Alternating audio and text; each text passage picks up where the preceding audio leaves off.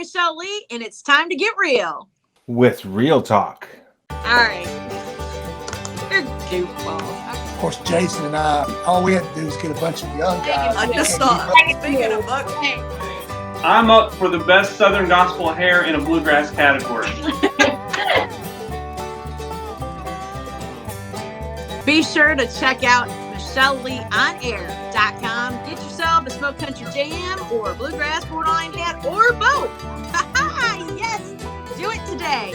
And coming up on Real Talk Bluegrass, Steve Wilson. Oh, we talk about music, we talk about banjos. So stick around for Real Talk Bluegrass with me, Michelle Lee, here on Bluegrass Music TV. There ain't no light on the bright side, and you know it just won't wait. You can't run, and you're running down your face.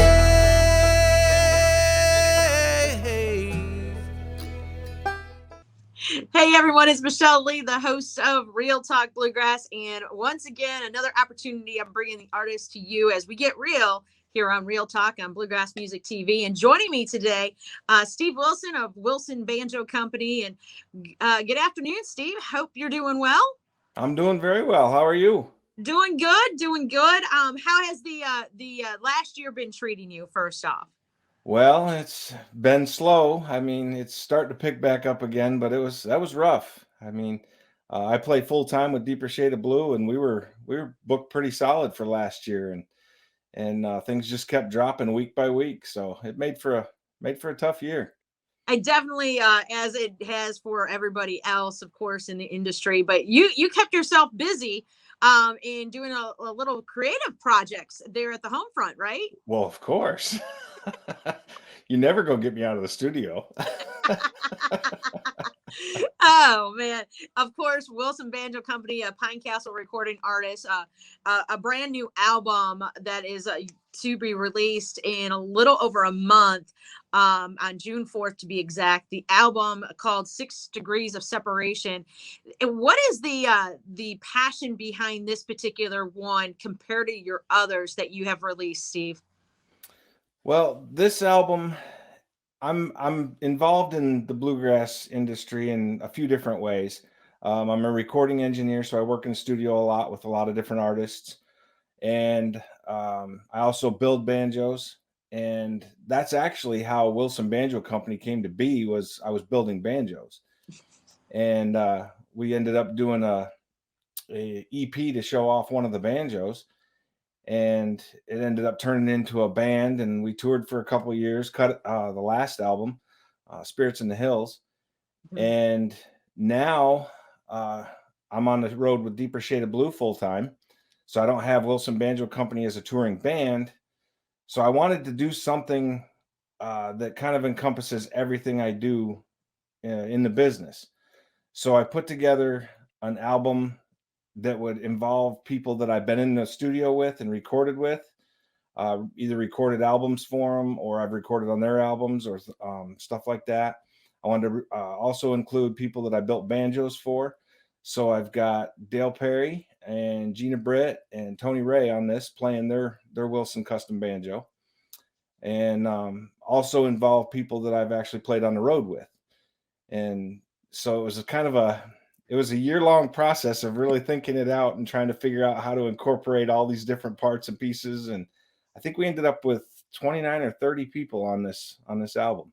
Wow. And Wow. I couldn't be happier with it. It came out so good. The collaboration, like you said, you mentioned Gina Britt and Dale Perry in that for playing your custom banjo, but Right. you have worked with some stellar artists in the past. You've been on the road for years, and you've toured with Dale Ann Bradley, and she's got stars on this album, and Richard Bennett as well as on this album. When you were thinking about the artist to help put this project together, this passion of yours with this particular one, was it a hard decision of narrowing it down to the artists that guest appeared? That was actually very hard. I mean, it was a matter of trying to listen to each song, figure out in my head where I wanted to go with that song, and then taking the list of people that fit the 6 degrees of separation, the people that I've worked with, and then trying to find out, in my head, kind of who fits this part, and they all could do all of it. So it makes it even harder yet. I've been very privileged to work with a lot of just amazing artists and amazing people. So yeah, it was kind of tough to figure out how to put that all together, but they were all kind enough to jump on there and do a part in it, and I mean, they just knocked it out of the park. So well, you had mentioned previous albums that you have done, and when you went into the studio to work on this, obviously during the pandemic everything was kind of separated anyway, so that's kind of like, right. Kind of goes hand in hand with the album title. Yeah, it does, doesn't it? I didn't even think of it that way. You're right. Because I mean, obviously you couldn't be fully in the studio with every single artist that's on That's this right. project, but you've already released 2 singles off of it. The first single, Wrong Turn, That Led Me to You. Where did this song come from to be recorded? That's a song that I wrote, and I sat on the idea for this song for about 2 years, and I kind of knew the story that I wanted to tell. I knew the direction it was going to go, but I didn't really know how in 4 minutes to tell the story, because it was kind of a big story actually. So as many writers know, you get to writing a song and you end up with 3 songs, and you got to try to dwindle it down to make sense still and fit within a song. Mm-hmm. And so I sat on this for a couple of years, and then one morning I went out on back deck and was having some coffee, and I was kind of thinking about that song a little bit, and all of a sudden it just started kind of pouring out. I thought, oh no, where's my guitar? So I ran in the house, grabbed a guitar and pad and paper, or pad and pen, and started writing down some ideas and some lyrics to it. And it was probably 20-30 minutes, and just about the whole song was written. So Wow, 2 that's years and 20 or 30 minutes, I write the whole thing. So, but anyways, I got it wrote, and then I wasn't sure whether I was going to pitch it, out to be recorded, or whether I was going to record it myself. So I did a demo of it. And then when we were picking out the material for this album, we actually ended up writing quite a bit of the music that's on this album. yeah. So I dropped that one in, and my daughter had brought home her new man to meet Dad on a weekend. And so he's also a musician. So obviously we ended up out in the studio. So we're sitting out there, and I started playing the demo that I had done for this song for him. And my daughter, she's kind of questioning me on some of the lyrics on the first verse. So I said, well, get it out, get your pen out. What do you think? So she helped me kind of rearrange some of the words and make a little more sense. And then I asked her boyfriend to, he said he was a singer. I said, well, why don't you sing the demo on this? He said, sure. So we fired up some microphones and got going, and he started singing, and I went, whoa. I said, that's the voice for this. That's the voice for this song, Uh-huh. So I said, do you want to sing this song on the album? He said, sure. So we packed everything up here at the house and headed up to Bonfire Studio where I work. And we went ahead and cut the main vocal for that night. And then started filling in the pieces around that. So, Well, I guess the boyfriend better be a permanent fixture in the life of he better be. We have a grandchild now. Oh! That's definitely a permanent fixture. That's right. That's right. No, he's a good man. We'll keep him. Well, congratulations on becoming a grandpa. I know Oh, thank you. Melanie must be thrilled and excited for. Oh, through the roof. Yeah. Well, when you think of that particular song, the first single going into releasing the second single, and a song that you snagged from multi-Grammy Award winner Tim O'Brien, of course, you're a fan of Hot Rise, and here we go. Oh, yeah. A song from him.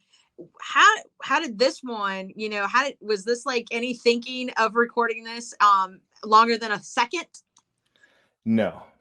Actually, we were in studio cutting another song, and we had a mandolin player that was up there with us. No, actually, Scott Burgess, the bass player on it, he was in studio with us that night, and we were cutting one of his parts on another song.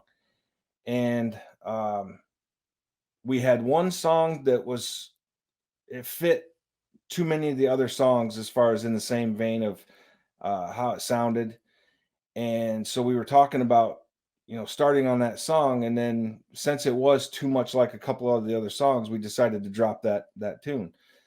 And so we said, well, we got to fill the spot. And then, so we're kind of sitting around the studio talking, and Melanie had brought up Midnight on the Highway. And I went, So we pulled that up and we listened to it through. I said, well, absolutely. I mean, let's cut that right now. So we did. We kind of sat around together and did what arrangement we wanted to do of it, and jumped in the booths and started cutting that song that night. And of course, you had Sarah Logan sing the lead vocals on that, correct? Well, of course. Yeah, she was in studio with us that night and working on some stuff, and yeah, she did a great job. Well, I mean, that's got to be a great feeling to have two amazing songs off of this album, 6 Degrees of Separation, and hitting the road, getting back out there playing. And that, like you said, you're playing now with Deeper Shade of Blue. Yeah. And I know you guys play the Station Inn. How was that for you, getting back out there and performing at the Inn? Oh, it was wonderful. Yeah, it was so good. We played it twice now. The first time we played it was just virtual, and that was fun just because it was a Station Inn. But the second time they actually had the doors open, and we were able to have a crowd in there. So, I mean, that just makes it all that much better. I mean, the venue in itself is just an honor to play there as it is. So, so to be able to play with, I'm having a blast playing with these fellas. I mean, we're having so much fun together. So for us to get down there and play in that kind of venue, we had a ball. I mean, oh, I'm sure. Oh yeah, yeah. Well, as folks are excited about new music from pretty much anybody out there that's been performing and getting some new music out there, I think with Wilson Banjo Company getting this album out come June 4th, you got to be feeling really good with all the special collaborations on this project. And that, is there one particular thing out of the whole project that stands out the most to you, that you're so grateful that happened? Oh, wow. Well, the first song, Wrong Turn That Led Me to You, the story I told you about, that's really special because of where life's gone since then. We just met the new fella, that day when we got that song wrote and got it in studio. And then the journey they've taken now, and us becoming grandparents, and my daughter helping me write that song. So that song, we actually even had the baby's heartbeat from the ultrasound in the song at one point. And we knew exactly what that was. I mean, we could hear it and knew what that was. But in the recording, we just figured that people are going to go, what's that noise? That's a weird noise, So the song is actually very special, in that sense to us. Right. But every song, there's some that we've written. There's one song called The Ambassador that's on the album that I actually wrote with Stephen Briggs of Middle Cross Bluegrass. And we were in the studio recording their album, and that song was actually an instrumental that I had written for this album. And we were kind of just goofing off one day after recording a session with them, and I started playing that song a little bit, and the guys kind of started joining in, and we were playing it as an instrumental. And their lead singer, I guess you'd say, and songwriter, Stephen, he starts singing these words.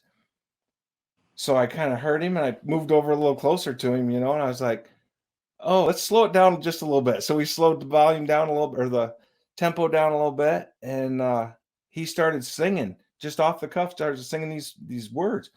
I said, man, we got to write that song. He said, okay. So I sent him kind of a demo of the music part of it, and he started writing, and what he sent back to me was just amazing.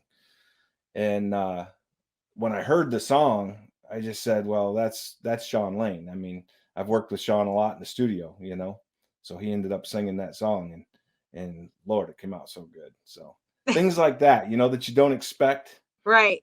you know, go a different direction and kind of take its own path. I mean, Well, anytime you're in the studio, I mean, your mind is in one direction, but all is fair in game when you go live in the studio and recording, because oh, you just never absolutely. know what kind of happen, and that, Yeah. or even a twist of a lyric, in that, especially songs that you've wrote. And like you said, like, I mean, wrong turn that led me to you. After your daughter heard it, you know, she's like giving you input on it, you know. Oh, yeah. And Yeah. that's got to be a great feeling when you create a project like this, and with the help of family and your friends who are your family members, and seeing what the outcome will be. And of course, we get to all hear it officially come June 4th, when it's a release, 6 Degrees of Separation, with the Wilson Banjo Company. So that's exciting in its own. And I want to ask you a question about building banjos, Sure. because this is so unique, because building instruments are always, very precious to the one who's building it, as well as those who are receiving it. And you custom build yours for your customers, correct?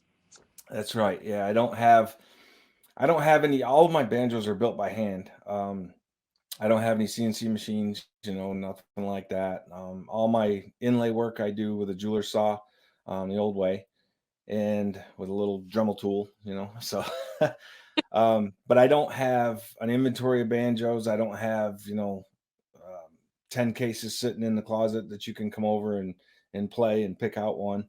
Um, Actually, the way I started doing them was I was building them for myself.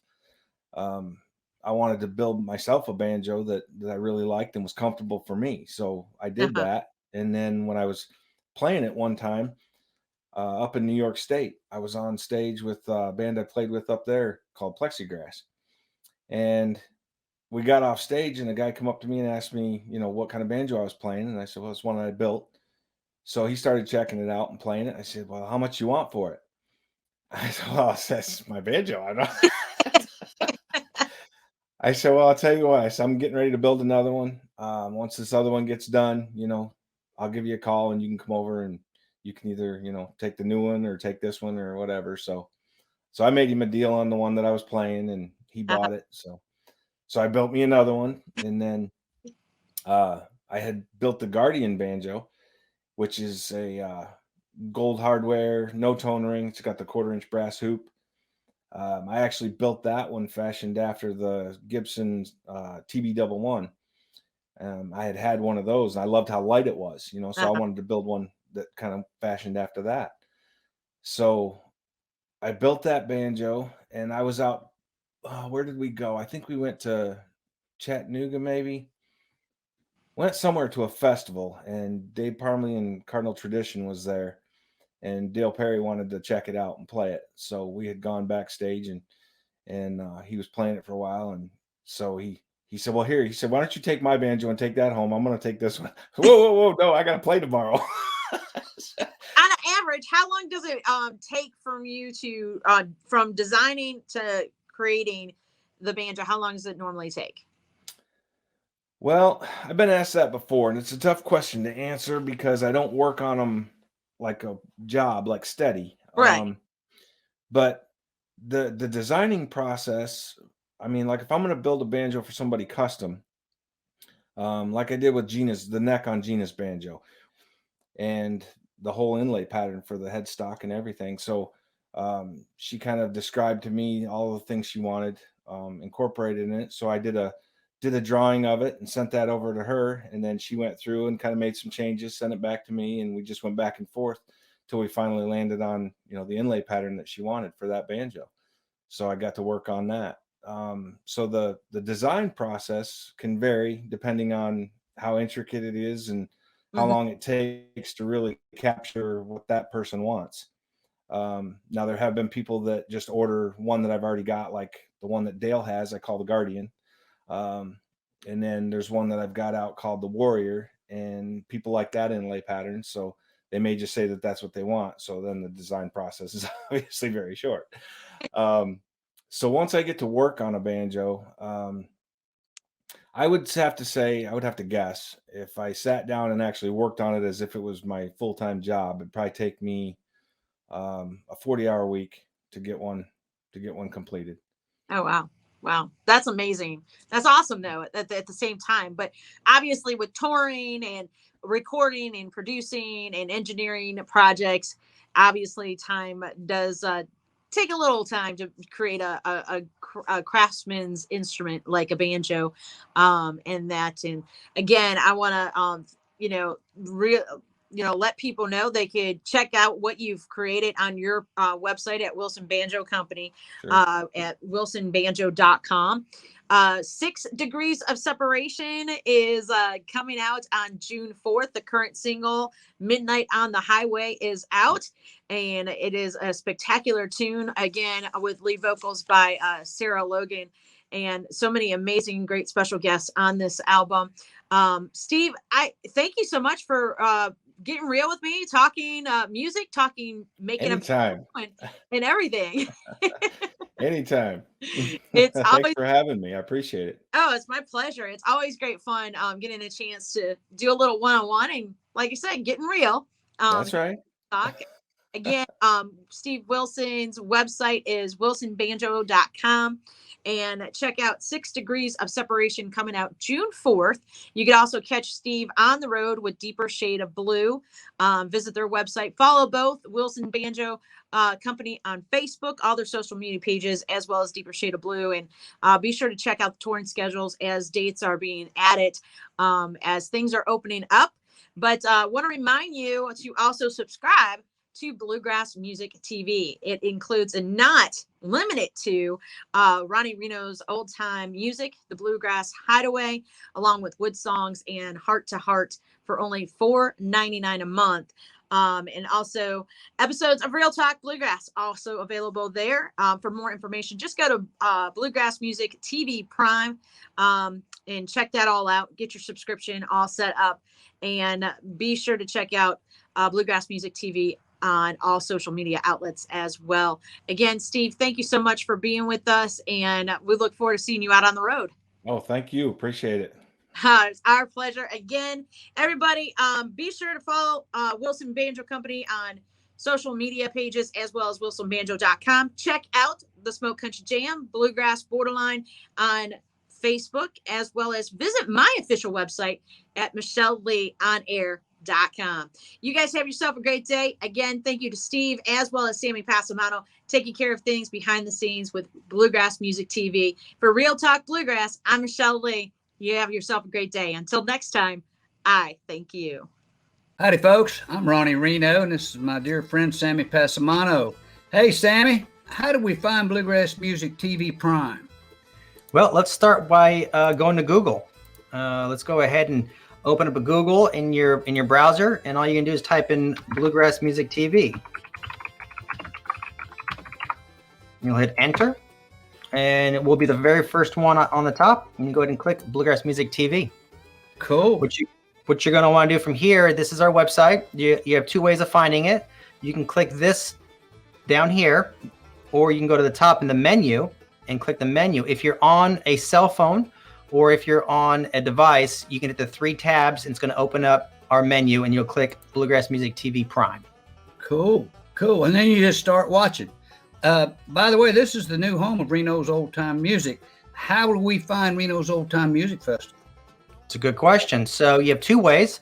You can scroll down and you can click on this image up here, right here, or you can go to the top and hit the browse button. It's probably the easiest just to go ahead and click the picture. Right. Yeah, and we're doing this by seasons. I think right now we have 2 seasons up, right? We have 2 seasons, and what you'll do is when you come on here, you'll see how many seasons the show has. So right now, your show has 2 seasons up, and how you find the seasons is you'll click this tab right here, right, and then you'll go ahead and click on season 2, and then there's season 2. It pulls it right up. Sure. Hey, we got a bunch of shows on there, Sammy. How do we get to all the shows? Well, what I would recommend doing is go up here and hit the browse. So when you hit browse, this is going to take you to all the shows that we have up on Prime right now. 615 Hideaway. That's your shows. This is my show. So we have my show, The Hideaway, the Bluegrass Hideaway, and you can scroll over and see the different shows. We have Wood Songs. We have Real Talk with Michelle Lee, where she gets real with all of today's latest and greatest people in the bluegrass industry, not just artists. We have she has songwriters as well. We have artist spotlights here, which will be adding individual music videos from time to time, videos on artists, about artists. And then we have your show down here, Ronnie Reno Live. Sure.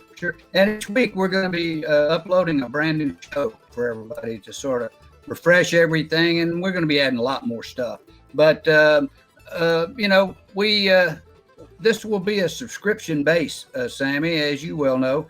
How do people get to subscribe for this? Well, there's a few different options. On the homepage, what you want to do is you want to go ahead and hit start watching now. You'll see that it's $4.95 a month, and you have 3 days of a free trial, so you can kind of test it out. Say you have a relative that you think would love this, and they might not know how to sign up. Well, you can also gift this too, if you feel like making a gift for a loved one. Sure, that's wonderful. Well, we hope people are going to enjoy this new platform that we're providing for everybody. And if you love our kind of music and want to support it, well, then sort of help us do this. We want to thank you for the tour today, Sammy. Thanks for telling everybody what we're doing, and also thank you for supporting our new platform. Thank you.